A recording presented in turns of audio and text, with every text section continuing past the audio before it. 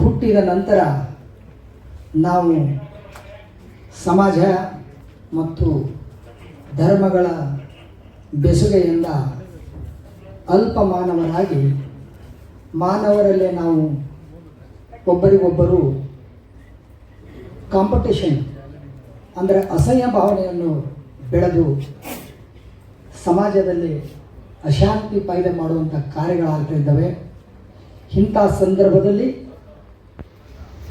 ದೇವರಾಜ ಅರಸು ಈ ಪ್ರಶಸ್ತಿ ಅಂದರೆ ಬಿಸಿನೆಸ್ ಅವಾರ್ಡನ್ನು ಈ ಉದ್ಯಮಿಗಳಿಗೆ ನೀಡುವಂಥ ಕಾರ್ಯ ಸೈದಪ್ಪ ಗುತ್ತೇದಾರ್ ಅವರು ಹಮ್ಮಿಕೊಂಡಿದ್ದಾರೆ. ಹಾಗೂ ಇವತ್ತಿನ ದಿವಸ ಈ ಕಾರ್ಯಕ್ರಮಕ್ಕೆ ತಾವೆಲ್ಲ ಬಹಳ ಉತ್ಸಾಹದಿಂದ ಭಾಗವಹಿಸಿದುಕೊಂಡು ತುಂಬ ನಂಗೆ ಖುಷಿ ಆಗ್ತಾಯಿದೆ.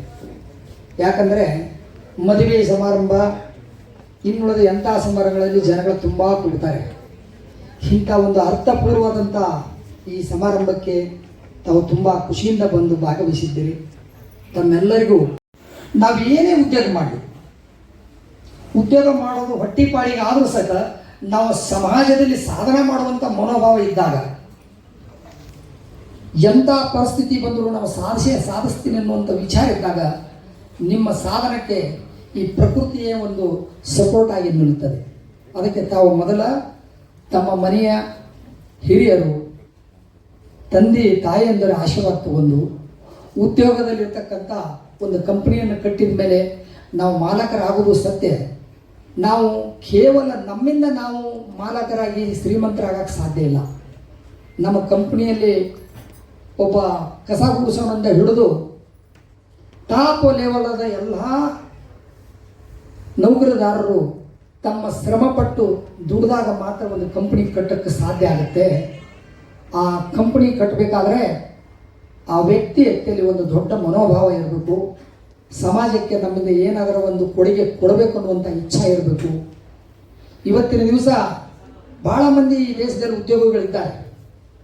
ಆದರೆ ಟಾಟಾ ಬಿರ್ಲಾ ಅವರ ಹೆಸರು ಎಲ್ಲದರಲ್ಲಿ ಮುಂಚೂಣಿಯಲ್ಲಿ ಯಾಕೆ ಬರುತ್ತೆ?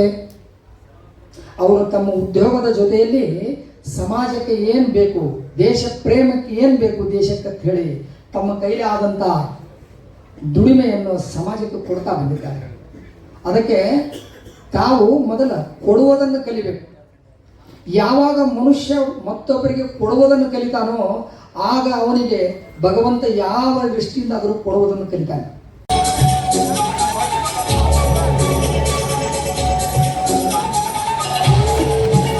ಉಡುಪಿ ಜಿಲ್ಲೆಯ ಹೆಮ್ಮೆಯ ಪ್ರಭಾಕರ್ ಸೋಮಪ್ಪ ಅವರು ಬಾಂಬೆಗೆ ಚಿಕ್ಕ ವಯಸ್ಸಿಗೆ ಹೋಗಿ ಅಲ್ಲಿ ತರಬೇತಿಗೊಂಡು ಬಹಳ 7 ಶಿಕ್ಷಕರಾಗಿ ವೃತ್ತಿ ಜೀವನವನ್ನ ಪ್ರಾರಂಭಿಸಿ ನಂತರ ಟ್ಯೂಷನ್ಗಳು ಕೋಚಿಂಗ್ ಸೆಂಟರ್ಸ್ಗಳನ್ನ ಸ್ಥಾಪಿಸಿ ನಂತರ ಬಹಳಷ್ಟು ಶಿಕ್ಷಣ ಸಂಸ್ಥೆಗಳಲ್ಲಿ ಉಪನ್ಯಾಸಕರಾಗಿ ಕಾರ್ಯನಿರ್ವಹಿಸಿ 2023ರಲ್ಲಿ ಪ್ರಾರಂಭ ಮಾಡಿದಂಥ ಕಷ್ಟಗಳಿಗೆ ಸ್ಪಂದಿಸ್ತಾ ನಮ್ಮ ಪ್ರಭೆಯನ್ನ ಬೀಳ್ತಿರುವಂತಹ ನಮ್ಮ ಪ್ರೀತಿಯ ಸಮಾಜ ಸೇವಕರಾದಂತಹ ಪ್ರಭಾಕರ್ ಅವರು ಸದಾ ದೀನದಲಿತರ ಬಡವರ ಏಳಿಗೆಗಾಗಿ ಶ್ರಮಿಸ್ತಾ ಇದ್ದಾರೆ. ನಿರ್ಗತಿಕರಿಗೆ ಧ್ವನಿಯಾಗಿ ನಿಂತಿದ್ದಾರೆ. ರಾಜಕೀಯದಲ್ಲೂ ಸಕ್ರಿಯರಾಗಿದ್ದಾರೆ. ಇವರ ಮೂಲ ಉದ್ದೇಶ ಒಂದೇ, ತಳ ಸಮುದಾಯವನ್ನ ಮೇಲಕ್ಕೆ ತರಬೇಕು.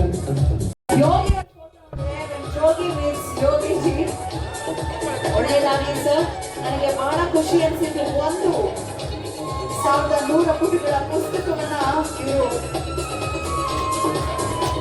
ದಾನ ಮಾಡಿ ಇದನ್ನು ದಾಖಲೆಯನ್ನ ಮಾಡಿದ್ದಾರೆ. ಮುದ್ರಿಸಿ ಒಂದು ಪ್ರೀತಿಪೂರ್ವಕ ಚಪ್ಪಾಳೆಯಲ್ಲಿ ತೋರಿಸ್ಕೊಟ್ಟಿದ್ದಾರೆ. ವಿಮಲಾ ಮಂಜುನಾಥ್ 23 ವರ್ಷಗಳಿಂದ ಆಭರಣ ಕ್ಷೇತ್ರದಲ್ಲಿ ಛಾಪನ್ನ ಮೂಡಿಸಿರುವಂತದ್ದು. ಅವರಿಗೆ ಅಭಿನಂದನೆಗಳು. ನಿಮಗಿದು ಅರ್ಪಣೆ. DGU ಬಿಸಿನೆಸ್ ಅವಾರ್ಡ್ಸ್ ರಾಜ್ಯ ಪ್ರಶಸ್ತಿಯನ್ನ ಕೊಟ್ಟು ಗೌರವಿಸ್ತಾ ಇದ್ದೇವೆ, ಅಭಿನಂದಿಸ್ತಾ ಇದ್ದೇವೆ. ಈ ಕೆಲಸ ಹೀಗೆ ಮುಂದುವರಿಲಿ. ನಿಮ್ಮ ಮುಂದಿನ ಜನರೇಷನ್ ಕೂಡ ಹೆಣ್ಮಕ್ಳಿದ್ರೆ ನಿಮ್ಮ ಮನೇಲಿ ಮುಂದುವರಿಸಲಿ ಅಂತ ಹಾರೈಸ್ತಾ, ಹೆಣ್ಮಕ್ಳು ಎಷ್ಟು ಜನ ಇದ್ದೀರಪ್ಪ? ಅಟೆನ್ಷನ್.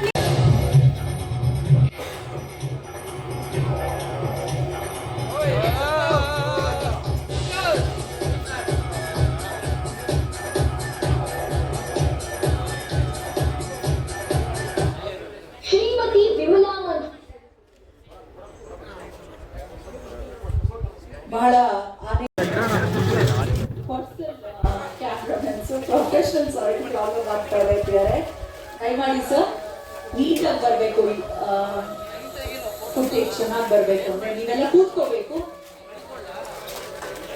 ಎಸ್, ದಯಮಾಡಿ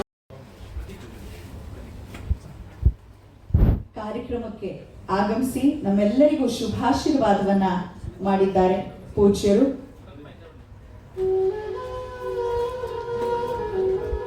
ಬರೀ ನಮ್ಮ ರಾಜ್ಯವಷ್ಟೇ ಅಲ್ಲ, ಬರೀ ಭಾರತ ದೇಶ ಮಾತ್ರವಲ್ಲ, ವಿದೇಶಗಳಲ್ಲೂ ಕೂಡ ಪೂಜ್ಯರಿಗೆ ಬಹಳಷ್ಟು ಜನ ಭಕ್ತ ಬಂಧುಗಳಿದ್ದಾರೆ. ಪೂಜ್ಯರೇ, ಹೀಗೆ ತಾವು ನಮ್ಮೆಲ್ಲರಿಗೂ